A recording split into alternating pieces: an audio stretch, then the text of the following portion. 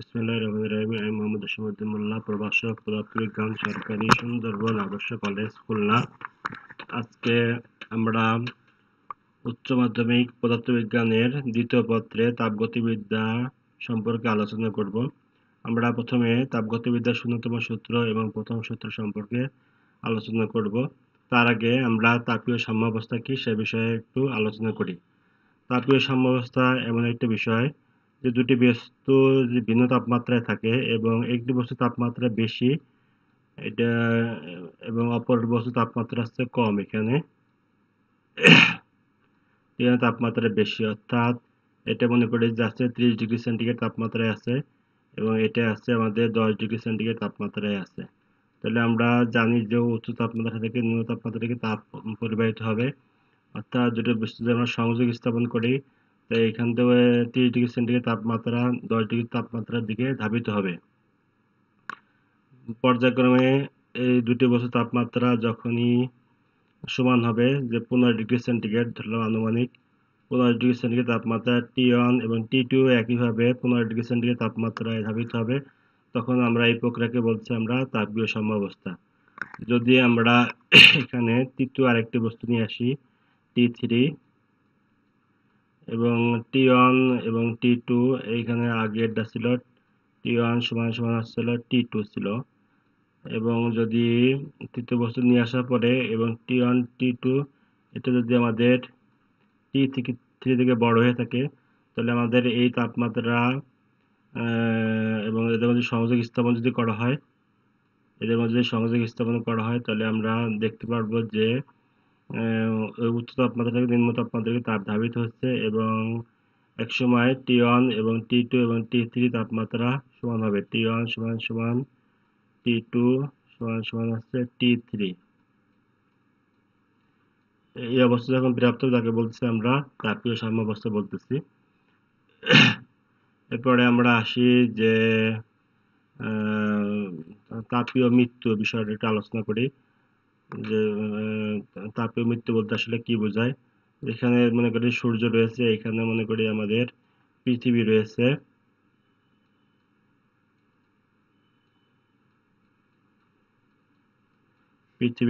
এখানে আমরা সূর্য থেকে তাপ পৃথিবীর দিকে ধাবিত হয়, ফলে আস্তে আস্তে একটা সময়ের পরে দেখা যাবে যে এই পৃথিবীর যে তাপমাত্রা, সেই পৃথিবীর তাপমাত্রা ধীরে ধীরে বাড়তে থাকে। এটা যে এখনই ঘটবে তা না, এটা ক্রমান্বয়ে একসময় বাড়তে থাকবে।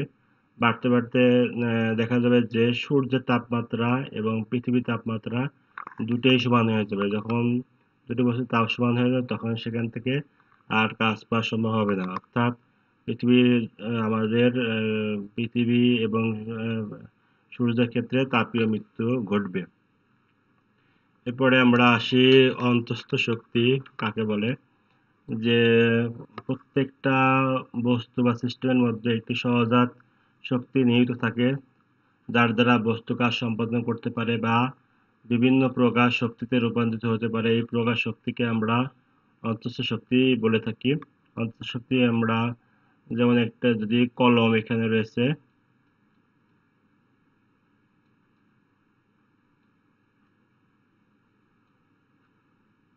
এই কলমটা বানাইতে গেলে আমাদের যে পরিমাণ সর্বনিম্ন শক্তি দরকার, একটা সর্বনিম্ন শক্তি হলে এটা কলম আকারে কলম দিয়ে আমরা লিখতে পারবো। ঠিক আছে, এই পরিমাণ শক্তিকে আমরা বলতেছি হচ্ছে আমাদের অন্তঃস্থ শক্তি বা অন্তর্নিহিত শক্তি। এই অন্তর্নিহিত শক্তির কতগুলো কারণ রয়েছে। আমরা যদি বর্ণনা করি যে এই যে কলমটির কয়েকটি কারণের জন্য আমরা এটা অন্তঃশক্তি উদ্ভব হয়। যেমন একটা হচ্ছিল পদার্থের আপেক্ষিক অবস্থান, বস্তু যদি এখান থেকে সরে যে এইখানে চলে আসে তাহলে আমাদের অন্তঃশক্তির এখানে উদ্ভব হতে পারে। কিংবা আমরা যদি বলতে পারি যে অণুসমূহের রৈখিক গতি, এখানে যে অণুগুলো রয়েছে এই অণুগুলো কিভাবে চলাফেরা করছে তার উপরে আমাদের অন্তঃশক্তি নির্ভর করে। তারপরে পরমাণুর কম্পন, যদি এইটা যদি কাঁপতে থাকে, এখানে যে পরমাণুগুলো আছে পরমাণুগুলো যদি কাঁপতে থাকে, কাঁপা কম বেশির উপরে আমাদের অন্তঃশক্তি নির্ভর করে। এছাড়া আমরা যদি বলি যে এটা হচ্ছে নিউক্লিয়াস এবং চার সাইডে আছে ইলেকট্রন ঘুরে, অর্থাৎ নিউক্লিয়াসের চারিদিকে ইলেকট্রনের গতির কারণে অন্তঃশক্তি আমাদের উদ্ভব হতে পারে। এরপরে আমরা আসি যে তাপগতিবিদ্যার প্রথম সূত্র। তাপের ক্ষুদ্রতম কণা হলো 1 ক্যালোরি। প্রথমে আমাদের বিজ্ঞানী জুল, যিনি প্রথমে আমাদের তাপগতিবিদ্যার প্রথম সূত্র প্রদান করেন। সেখানে বলা আছে যে আমরা যে পরিমাণ তাপ দিব, একটা বস্তুতে আমরা যে পরিমাণ তাপ দিব, এখানে একটা বস্তুতে আছে, বা এখানে বস্তুতে আমরা যে পরিমাণ হিট সাপ্লাই করব,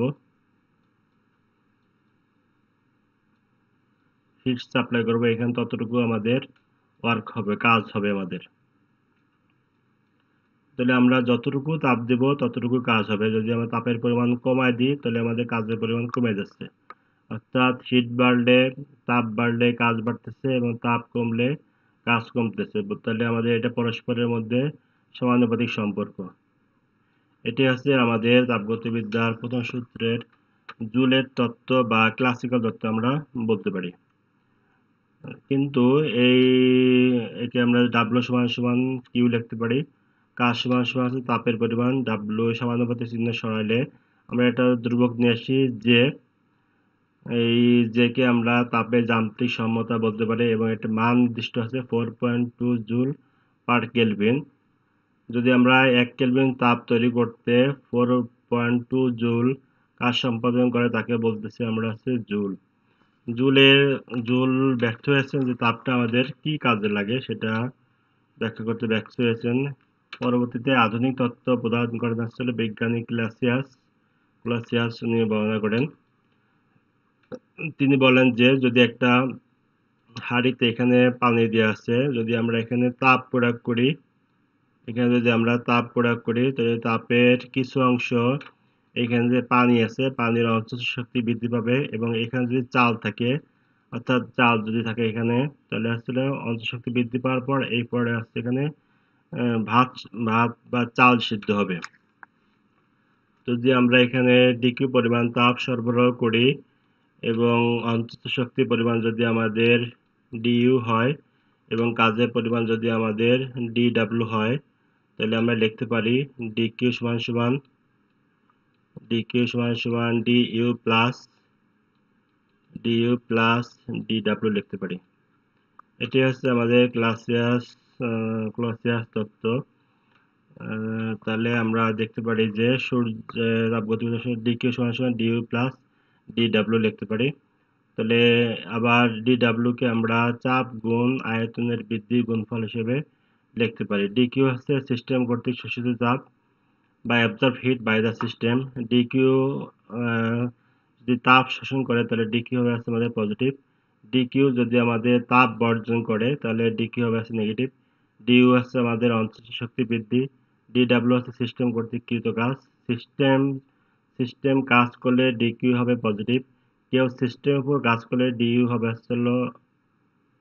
নেগেটিভ হবে। তাপগতিবিদ্যা প্রথম সূত্রের 4টি প্রয়োগ রয়েছে। আমরা পূর্বে আলোচনা করে এসেছি সমস্ত প্রক্রিয়া, আদ্রতাপ প্রক্রিয়া, সমচাপ প্রক্রিয়া এবং সমআয়তন প্রক্রিয়া। সমস্ত প্রক্রিয়া হচ্ছে তাপমাত্রা বেশি থাকে, রুদ্রতাপ প্রক্রিয়া হচ্ছে আমাদের তাপ বেশি থাকে, সমচাপ প্রক্রিয়া চাপ বেশি থাকে, সমআয়তন প্রক্রিয়া হচ্ছে আমাদের আয়তন স্থির থাকে। সমস্ত প্রক্রিয়ায় সাধারণত বয়লের সূত্র মেনে চলে।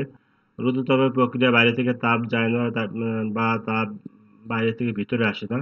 যেমন হচ্ছে আমাদের উদাহরণ প্রেসার কুকার। সমচাপ প্রক্রিয়া সমান চাপ থাকে এবং সমআয়তন প্রক্রিয়া আয়তন হচ্ছে সমান থাকে। এবার আমরা প্রথমে আমরা আসি সমস্ত প্রক্রিয়ায়। আমরা জানি যে শক্তির পরিমাণ হচ্ছে কাজের সমান, আবার কাজটা নির্ভর করে হচ্ছিল তাপমাত্রা পরিবর্তনের উপর। সুতরাং শক্তি পরিবর্তন দেখতে পারি যে শক্তি পরিবর্তন হচ্ছে কাজের তাপমাত্রা পরিবর্তনের উপর নির্ভরশীল। আবার আমরা জানি যে সমস্ত প্রক্রিয়া হচ্ছে তাপমাত্রা স্থির থাকে। ডিটি সমান হচ্ছে 0। তাহলে আমরা লিখতে পারি যে শক্তির পরিমাণ হচ্ছে 0। যদি তাপমাত্রা 0 তাহলে শক্তির পরিমাণ 0 হবে।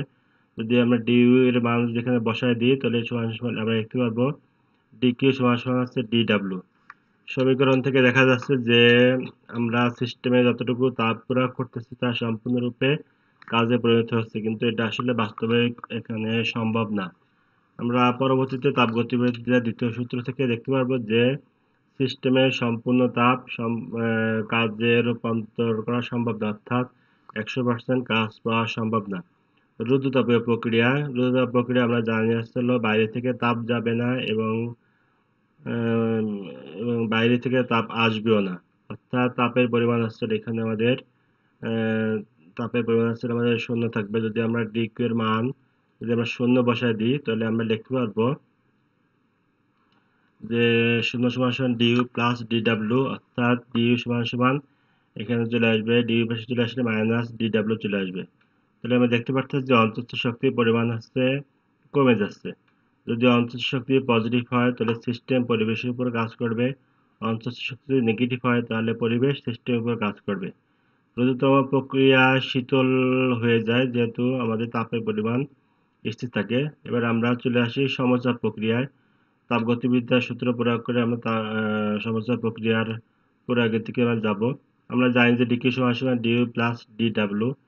আমরা জানি যে সমচাপ প্রক্রিয়া করতে গেলে আমাদের কি লাগবে, যদি আমরা একদিকে তাপ প্রয়োগ করি এবং একটা যে ঘর্ষণহীন পিস্টন থাকে, ঘর্ষণহীন যদি আমাদের একটা পিস্টন থাকে তাহলে আমরা দেখতে পারবো যে এটার চাপ স্থির রাখতে গেলে যদি আমরা এখানে তাপ প্রয়োগ করি তাহলে আমাদের এখানে যদি আমাদের একটা পিস্টন দেওয়া থাকে তাহলে পিস্টনটা ঘর্ষণহীন পিস্টন, যেটা সহজে ওঠানামা করতে হবে, তাপ আমরা এখানে একটু বাড়ায় নিলাম, ফলে দেখা যাচ্ছে চাপ আমাদের স্থির থাকবে। একইভাবে তাপমাত্রা যদি কমায় নিয়ে আসি তাহলে আমাদের এখানে তাপমাত্রা কমে যাবে এবং চাপের পরিমাণ বৃদ্ধি পাবে, চাপের পরিমাণ কমে যাবে। সেক্ষেত্রে আমরা এই পিস্টনটিকে যদি নিচের দিকে নিয়ে আসি তাহলে আমাদের চাপের পরিমাণ স্থির থাকবে। এবং আমরা জানি যে কৃতকাজ সমান সমান ডিডাব্লিউ সমান সমান হলো বল গুণ সরণ এফ ইন্টু ডিএক্স। আবার আমরা জানি বল সমান সমান লিখতে পারি চাপ গুণ ক্ষেত্রফল, অর্থাৎ এখানে গ্যাসের ক্ষেত্রে আমরা বলকে চাপ ও ক্ষেত্রফলের গুণফল দিয়ে লিখি। তাহলে ডিডাব্লিউ সমান সমান আমরা লিখতে পারি যে এখানে পি ডিভি লিখতে পারি। ডিভি হচ্ছে এখানে আমাদের আয়তন, এটা হচ্ছে ক্ষেত্রফল গুণ হচ্ছে আমাদের দৈর্ঘ্য। ক্ষেত্রফল আর দৈর্ঘ্যের গুণফলকে আমরা আম, আয়তন দিয়ে লিখতে পারি। আয়তন সমান সমান হচ্ছে দৈর্ঘ্য প্রস্থ উচ্চতা। তাহলে এখানে আছে দৈর্ঘ্য প্রস্থের গুণফল, এটা হচ্ছে উচ্চতা। এভাবে আমরা লিখতে পারি। তাহলে আমরা লিখতে পারি ডিকিউ সমান সমান ডিইউ প্লাস ডিডাব্লিউ জায়গায় লিখতে পারি আসলে পিডিভি। এবারে চলে আসি আমরা সময়আয়তন প্রক্রিয়া। তাপগতিবিদ্যার প্রথম সূত্র থেকে আমরা লিখতে পারি ডিকিউ সমান সমান ডিইউ প্লাস ডিডাব্লিউ। ডিকিউ সমান সমান আমরা লিখে দিলাম আসছিল পিডিভি, এটা আমরা একটু আগে দেখে আসলাম। যেহেতু আমাদের আয়তন স্থির থাকে তাহলে আমরা ডিভি সমান সমান 0 লিখতে পারি। তাহলে আমরা এই সমীকরণ থেকে লিখতে পারি ডিকিউ সমান সমান ডিইউ লিখতে পারি। সমীকরণ থেকে দেখা যাচ্ছে যে সিস্টেমের সম্পূর্ণ তাপ অন্তত শক্তিতে রূপান্তরিত হয় কিন্তু কোনো কাজ হয়নি, যেহেতু এখানে কাজের কোনো অংশ এখানে দেখা যাচ্ছে না। মানে আমাদের যে তাপ দেয়া হলো তাপটা সম্পূর্ণরূপে অন্তঃশক্তি বৃদ্ধি করতেছে, এখানে কোনো কাজ হচ্ছে না। অর্থাৎ তাহলে আমরা বলতে পারি যে হাঁড়ি গরম হচ্ছে কিন্তু ভাত রান্না হয়নি, আমরা তাপ দিচ্ছি তাতে হাঁড়ি গরম হচ্ছে কিন্তু ভাত রান্না হচ্ছে সে পরিমাণ। অর্থাৎ এই সময়আয়তন প্রক্রিয়ায় কোনো কাজ সম্পাদন হবে না। এবার চলে আসি আমরা আপেক্ষিক তাপে চলে আসি। যদি আমরা বলি যে একটা বস্তুকে যদি তাপ প্রয়োগ করে, এখানে রয়েছে মনে করো তামা এবং এই পাশে আরেকটা বস্তু আছে সেটা মনে করে আছে লোহা।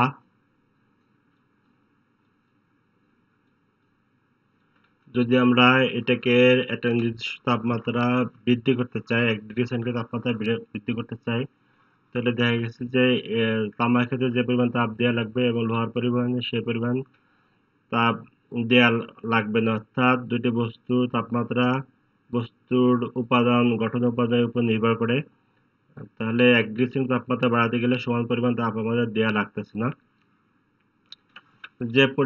তাহলে আমরা বলতে পারি যদি পানিকে উত্তপ্ত করতে যে পরিমাণ সময় লাগে কঠিন বা ধাতব পদার্থকে উত্তপ্ত করতে পানির তুলনায় কম সময় লাগে, পানির তাপ ধারণ ক্ষমতা হচ্ছে বেশি।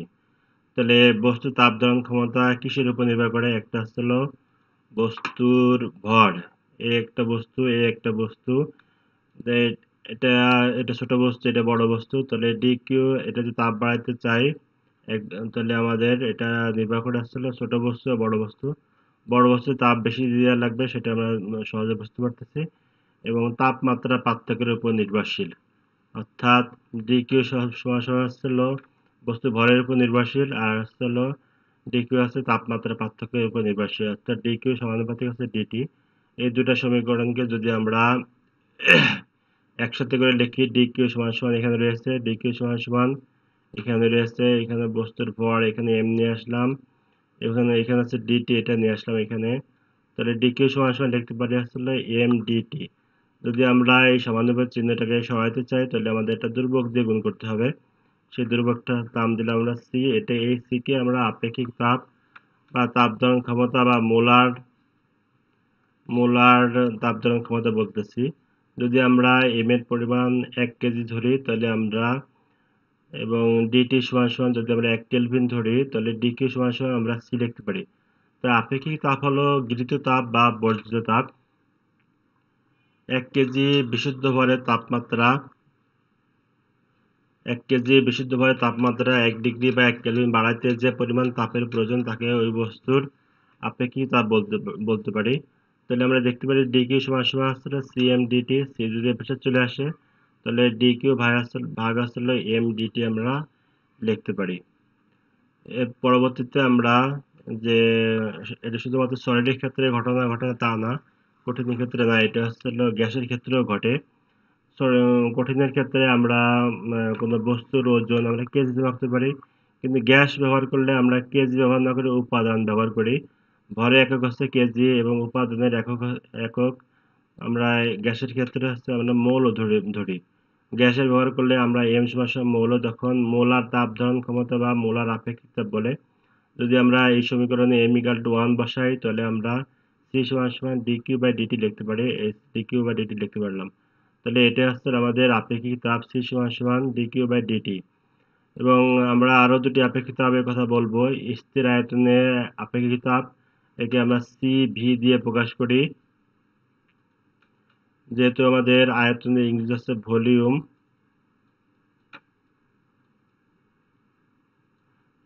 এবং চাপের কারণে এটাকে আমরা প্রেসার দিয়ে লিখি।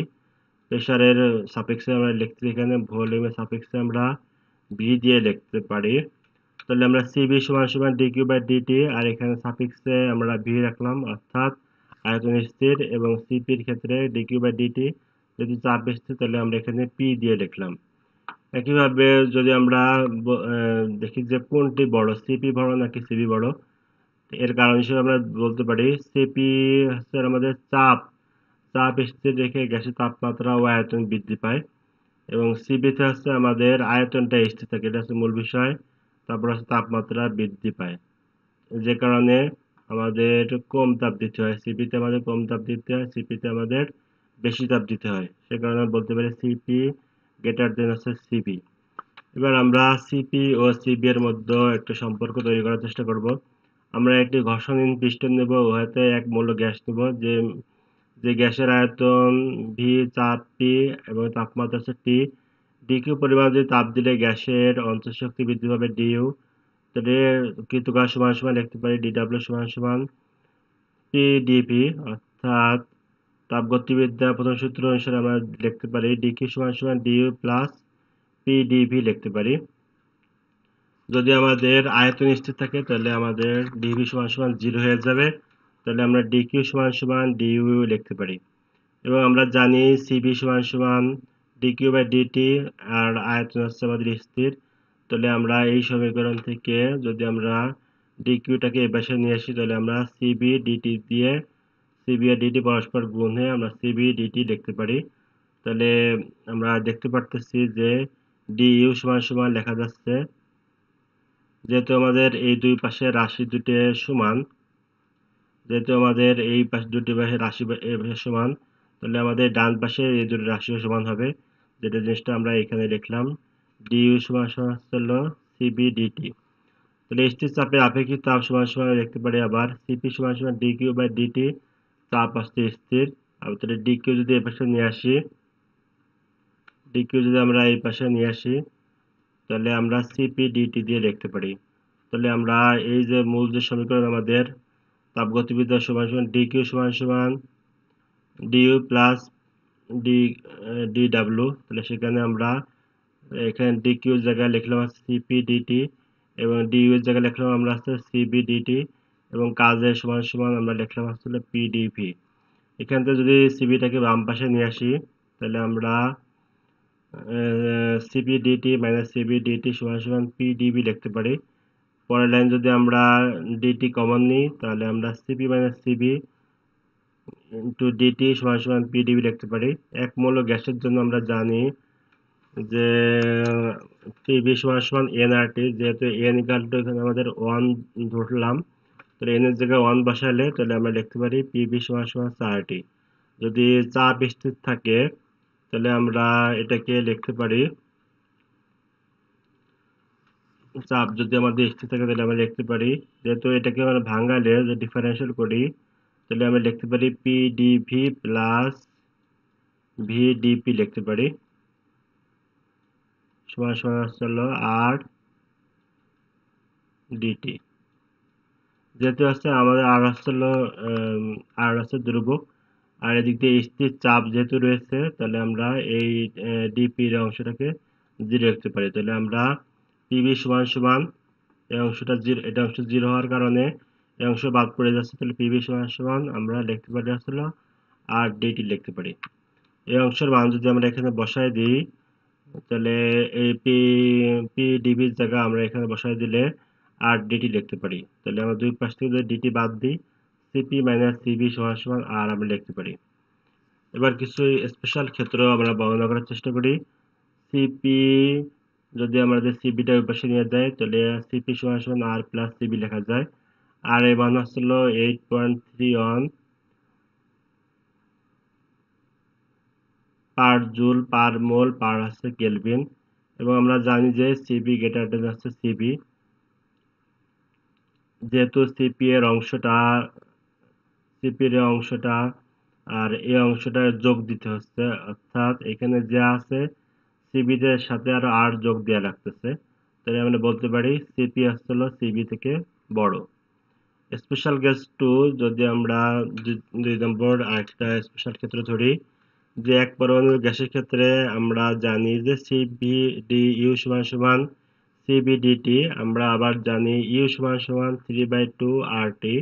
যদি এটাকে আমরা একবার ডিফারেন্সিয়াল করি, তাহলে আমরা ডিইউ সমান সমান 3/2 আর ডিটি লিখতে পারি। তাহলে সিভি সমান সমান আমরা লিখতে পারি 3/2 আর ডিটি। যেহেতু আমাদের এই দুটো অংশ এই দুটো অংশ আমাদের সমান দেখানো হয়েছে, তাহলে আমাদের এই দুটো অংশ সমান হবে, যে জিনিসটা আমরা এখানে লিখলাম। পরবর্তীতে আমরা আসি যে দুই পাশ থেকে যদি আমরা ডিটি কে বাদ দিতে পারি, সিবি সমান সমান আমরা 3/2 আর লিখতে পারি। আর এর মান হচ্ছে 8.31 পার জুল পার মোল পার কেলভিন। তাহলে সিবি সমান সমান লিখতে পারি 3/2 আর এর মান এখানে বসায় দিলাম, তাহলে আসছে হলো 12.46 পার জুল পার মোল পার কেলভিন। একইভাবে সিপি মাইনাস সিবি আমরা লিখে থেকে দেখি সমান সমান আর, যেহেতু সিবি এর মান আমরা এখানে পেয়ে আসছি যে সিবি সমান সমান 3/2 আর, এর সাথে আরেকটা আর যোগ হলো, তাহলে আসলে 5/2 আর। 5/2 আর এর মান এখানে বসালে 8.31, তাহলে পাওয়া যাচ্ছে 20.77 পার জুল পার মোল পার কেলভিন। অর্থাৎ এই দুটো থেকে, এটার থেকে যদি এটা আমরা বিয়োগ করি তাহলে আমরা এই আর এর মানটাই আমরা পাবো। এই দুটো মান থেকে বিয়োগ করলে আমরা আর এর মানটা এখানে পেয়ে যাব। এক পরমাণুর গ্যাসের ক্ষেত্রে আমরা জানি যে গামা সমান সমান ছিল সিপি বাই সিবি। তাহলে এক পরমাণু গ্যাসের ক্ষেত্রে আমরা 5/2 আর ভাগ আছে 3/2 আর লিখতে পারি। এটাকে যদি ভাগ দিই 5/3 সমান সমান 1.67 লিখতে পারি। দুই পরমাণু গ্যাসের ক্ষেত্রে এখানে উপরে নিচে দুটোই আমরা আর যোগ করে দিলাম, তাহলে 7/2 আর বাই 5/2 আর সমান সমান 7/5 সমান সমান 1/4। 3 পরমাণু গ্যাসের ক্ষেত্রে আমরা লিখতে পারি সিবি সমান সমান হচ্ছে 4r, সিবি সমান সমান আমরা এখানে 3r লিখি। তাহলে গামা সমান সমান সিপি বাই সিবি 4/3 সমান সমান 1.3 লিখতে পারি। আমরা এবার যদি আমরা অন্যভাবে বর্ণনা করি যে স্বাধীনতার মাত্রা,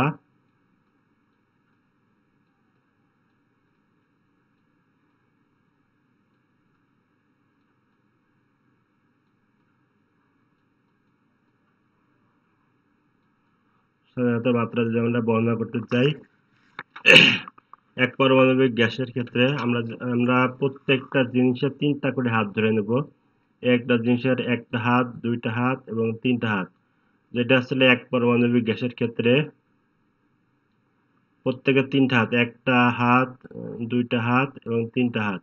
যদি আমাদের দ্বিপারমাণবিক গ্যাস হয়, একটা অণু পরমাণু একটা পরমাণু, দুই পারমাণবিক গ্যাস যদি হয়ে থাকে তাহলে এদের মাঝখান বরাবর একটা হাত আমরা মিশাই দিলাম।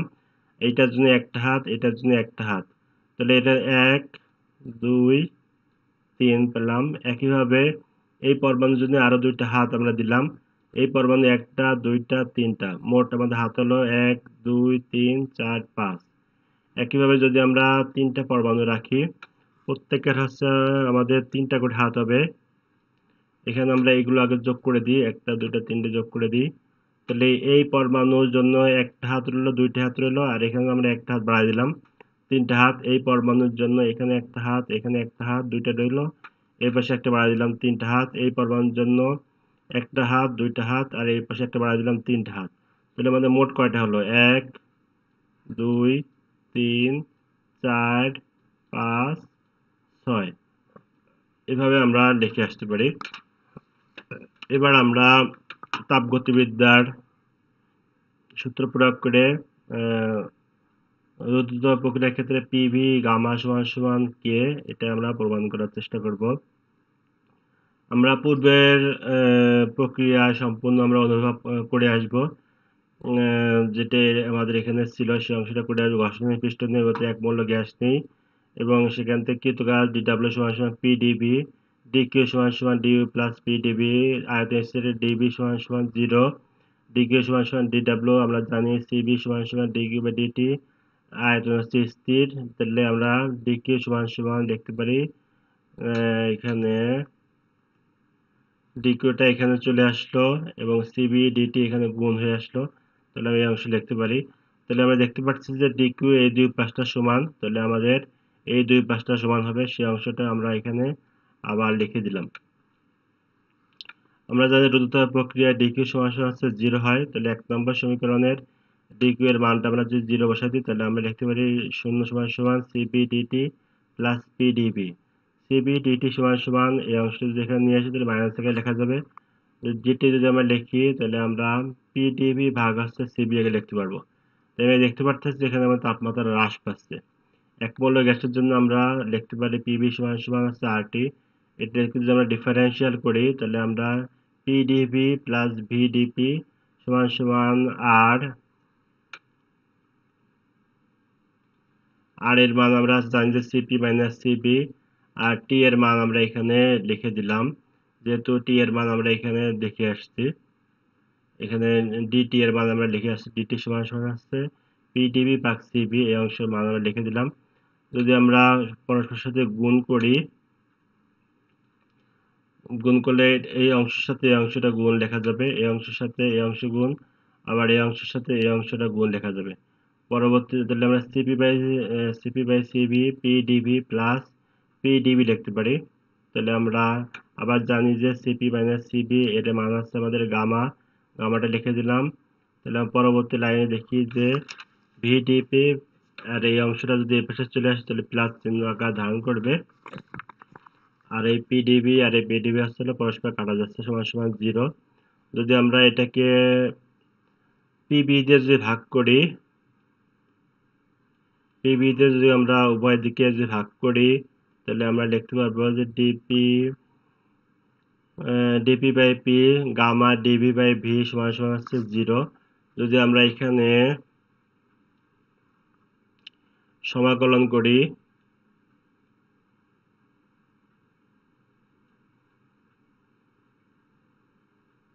যদি আমরা এখানে সমাকলন করি তাহলে লিখতে পারি ln P plus gamma ln V সমান সমান আসছিল ধ্রুবক। যদি আমাদের এই লনটা যদি আগে গুণ আকারে থাকে তাহলে এটা পাওয়ার আকারে লিখতে পারি। তাহলে আমরা লন বি গামা সমান সমান ধ্রুবক, যদি লন যদি দুইটা আমাদের প্লাস আকারে থাকে তাহলে আমরা একসাথে গুণফল আকারে লিখতে পারি। তাহলে লন পি বি গামা সমান সমান আছে কনস্ট্যান্ট লিখতে পারি। তাহলে পি বি সমান সমান আমরা লিখতে পারি আসলে কনস্ট্যান্ট। এটাই হচ্ছে আমাদের প্রমাণ। এবার আমরা দেখি যে এর সাথে রিলেশন বিটুইন ভি এন্ড টি, আয়তন এবং তাপমাত্রার সাথে সম্পর্কটা কেমন। আমরা একটু আগে দেখে আসলাম যে পিভি গামা ইকুয়াল টু ধ্রুবক এক মৌল গ্যাসের জন্য পিভি সমান সমান আরটি। তাহলে পি সমান সমান লিখতে পারি আরটি বাই ভি।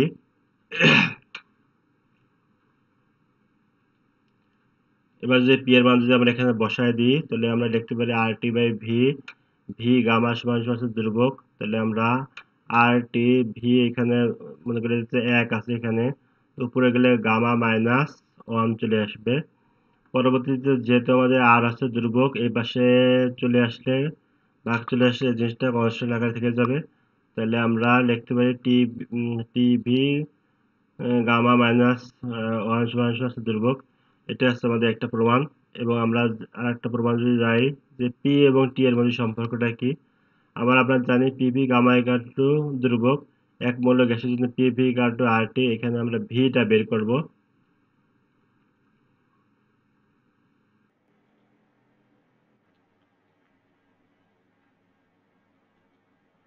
ভিটা বের করব, ভি এর মান আমরা এখানে ভি এর মান আছে আমরা এখানে বসাই দেব। বসাই দিলে তাহলে পি আর টি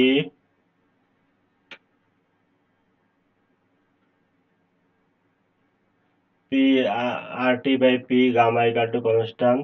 এখানে যদি আমরা এখানে ক্যালকুলেশন করে নিয়ে আসি আর এর উপরে গামা, টি এর উপরে গামা, পি এর উপরে গামা, এটা যদি আমরা একসাথে লিখতে পারি আর gamma T gamma P 1 minus gamma লিখতে পারি। তাহলে আমরা পরের লাইনে যদি চলে আসি টি গামা আর পি 1 মাইনাস গামা আর এর মান এই অংশটি যদি আমরা এই অংশ যে পাশে ভাগাকারে চলে আসে তাহলে এটা ধ্রুবক লিখতে পারি। যদি এই অংশটাকে আমরা লিখতে পারি T P 1 minus gamma by gamma, power আছে গামা সমান সমান ধ্রুবক, অর্থাৎ এই টি এর উপরে গামা রয়ে গেছে আর পি 1 মাইনাস গামার এই এটা যদি বাদ দিই তাহলে হচ্ছে এই উপরে লাইনের মধ্যে চলে আসে।